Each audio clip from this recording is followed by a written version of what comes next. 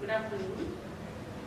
I am Badana, working for Center for Human Rights and Development. I have direct contacts with the detainees and their families. The issue of political prisoners who have been arrested under the Prevention of Terrorism Act and emergency regulations are not taken to the considerations. There are about 171 persons whose cases are pending in various courts. Since the arrests are carried out by the TID in the name of reviving or the regrouping the entity which is highlight very much to the public international community. Therefore, a victim of these issues, I would like to place a few of many concerns in this Human Rights Council sitting for the good of the politically affected persons. I wish to talk about all prisoners and their health experience, but today I would like to talk about only one our client experienced with this council. He is about 38 years old, arrested under PTA and torture while he was detained in the 4th floor and Gusa camp and currently detained in the Magazine prison. Soon after, he was arrested, his whereabouts or arrest receipt was not given to the family.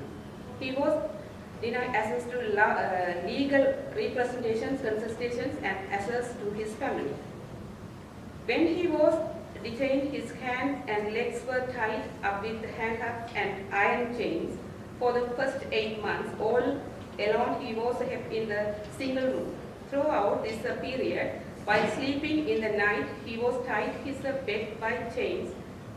In this status, only ICRC visited him. Thereafter, he was transferred to the 6th floor in the same building. Also, he was kept in the same way like earlier. He was in 2nd floor. Later, he was taken to the Navy camp, which is close to Colombo Harbour.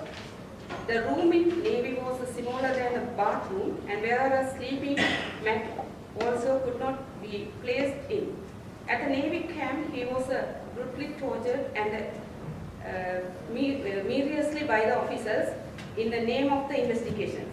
He has faced the tortures such as the physical, mental pain, which he cannot cope up with. The whole time of his detention, he was hypnotic. Thereafter, the TID brought him back to the 4th floor for further investigations. From the 4th floor, he was directly transferred to Busa Detention Center.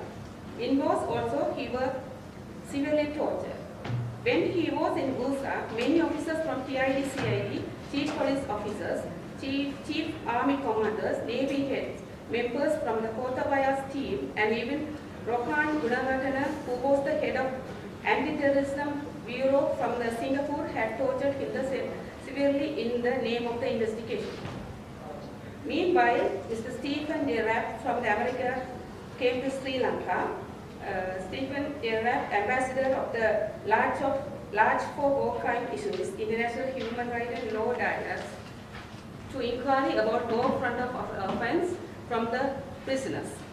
When the jail officers were informed about Stephen J. Rapp's visit to the prisons, the prisoners was not choosing to meet with him. Later, he was allowed to meet and made a complaint about his torture experience in the prison. Since this meeting, he was transferred to Magazine prison. I also wish to bring to your notice that the TID officers who have severely tortured and forced him to accept all the allegations and the frame places the charges against him. When he was refusing to accept the charges leveled against him, the TID officers have prepared a written confession and asked him to accept in front of the SP. When he was refused, the SP slapped on his face and front of many officers, including female police officers, and removed his clothes, tied him to chair. They have inserted a big needle inside his penis. He was crying out of pain and refused to sign on the confessions. Due to that, the TID officers have opened a small table drawer and put his testicles inside a closed drawer very The TID officials have done that several times, asking him to sign on the document. He was in pain and the stage of fainting. He felt helpless and could not bear the pain. Finally, he signed on the document, which was fully written in Sinhala, and it was neither read nor explained to him. The full confession of his was not his statement, and it was originally written by the officers of TID. Even though he was indicted in the 3 cases, he was kept in Busa till November 2016. He was detained under the special section of PTA.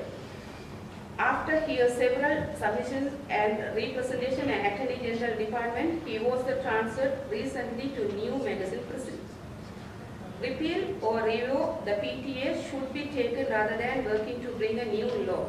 There are arrests taking a place which is also violating the right of the detainee and increasing the torture and the culture of impunity.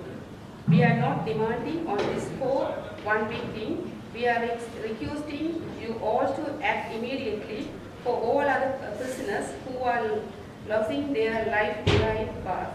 One of the family members of his victim wanted to come to this council to expose this torture, but his visa application was rejected by the Swiss embassy in Colombo. Thank you.